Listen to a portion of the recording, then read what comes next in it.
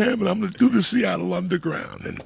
And one day you're there, and you're like, wow. But it's so weird that there's so many things in life you could pay for. You can't pay for love, and you can't pay for camaraderie, man. There's something about a camaraderie, a real camaraderie. You know, like sometimes when you go to jiu-jitsu and this guy fucking is on you and he taps you, at the end you get up and you hug him. Yeah. And you go, man, that was great. You sweat in my face. You know? Jesus Christ, I could smell the cheeseburger from last night. And that's camaraderie. You can't pay for that.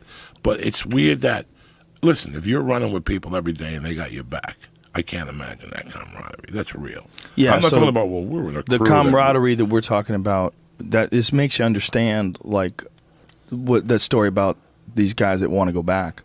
You know, like that movie Hurt Locker. You know, but that was different because that guy was kind of addicted to disarming bombs, right? The other one, the Clint Eastwood one, American Sniper. Oh, he kept going back, and she couldn't figure it out. Why do you keep going? What the fuck? Because you won't shut the fuck up. Because you won't shut the fuck up. And this kid, I don't know what's going on. Let me go over and at least kill people, because then you feel. Can you imagine, Joe Rogan? Like all your life, you got thrown out of school. You know, you're car mechanic. You're lost, but all of a sudden you realize you're good at taking lives. You ever think of that? You ever put yourself in that position when you're 18 years old, 19 years old, you're in Vietnam, and you realize that you're taking your first tour back to the United States now. You finished your year, but you survived. The 11 that went over, there's 6 of them left, and you survived. And in reality, in God's eyes, you got 18 kills. Nobody knows that. As like a 19-year-old. Now you go back to civilization, and you got to get paid $10 an hour to change tires. Why do you think for years I kept selling coke? Because nothing really can compare to that. Excitement. This is excitement of doing something you're not supposed to do. Yeah, I'm gonna go sit with my wife and drink mint juleps with her fucking family. I could be killing motherfuckers right now. You know. Yeah. You know, you get that. Not only that, you get a lot of love for doing that. It's like you get love and respect from the people that you work with for doing your job correctly, for manning up. But they're not there when you're stabbing a motherfucker and your dick is getting hard and your testosterone and your heart's beating. They're not there, brother. It's like a shark when they get that taste of blood. Those 18, why do you think they ship you over there? Why do you think they want you when you're 18? Go when you're 31 and try to go in. You already got beliefs and shit. That's what I think. Your central nervous system has already been set. They can't get you to kill and forget. But an 18-year-old, hoorah, siempre free. What's that the Marines say? Siempre fi. In Cuba, siempre free. Siempre free, cocksucker. You know, you can't. I thought about that. Can you imagine coming back here 25 and now you got to work at a bakery? Couldn't imagine. Good luck. $12.50 an hour, and you get 2 weeks a year off. Meanwhile, all you're dreaming about is fucking putting makeup on and a tree with ropes with a machine gun and a gun and knives. Oh. How much work do you think they put into readjusting guys? Those first 12. Reacclimating them back into society after war. You don't want me to tell you the problems we have? We don't. We can't do it effectively. It's like a guy getting out of prison after 20 years. We haven't figured out a way to do it effectively yet, that there's no mishaps. There's always going to be a small percentage. This guy in Houston yesterday did 4 tours. How old was he, Jamie? 4 tours. What the fuck are you going to do in the United States that's going to give you that tour? Unless you go on stage. Even that. Even that. It's nothing in comparison. You said earlier like how crazy our brains are.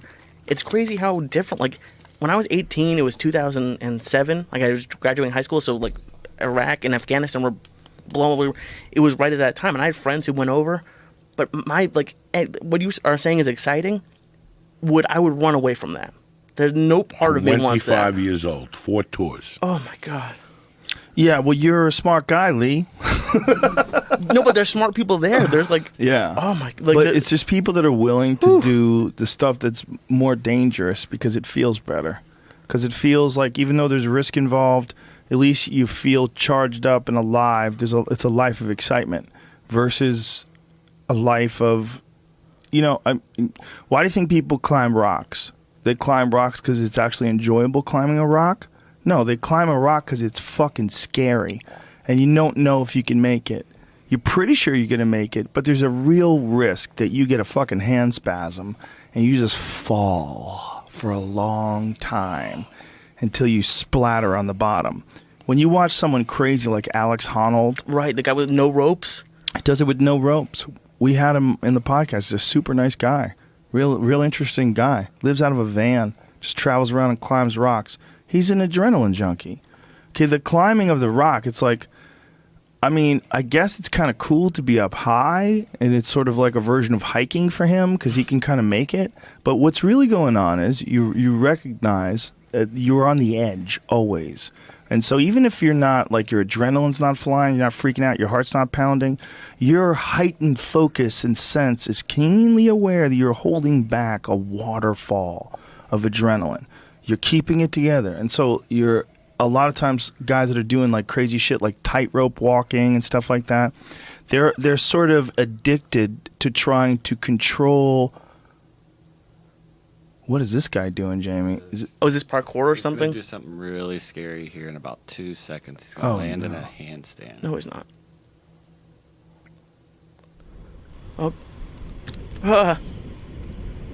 Oh my God. Oh my God! This guy he jumped and then did a handstand. He's still doing it on the edge. Oh! Oh my! Have you seen the videos of like the people on the hoverboarding on like the tops of buildings? That might have freaked me out more than the hoverboard because that guy was upside down. And I watched my daughter do those things. They don't always land perfect. Fuck, man. Jesus Christ. What the fuck is going on in Russia? What are they feeding these people? Them radioactive pigs from Chernobyl? Those ain't Russians. It's Russians. Oh, they're Russians? Oh, you heard Russian. I heard Russian. Didn't you hear Russian? Sounded the Russian sounds. My hands are sweaty. I'm assuming it was Russian. Am I being racist? It's not a race, though. The only reason why Russian isn't a race is because they look like us.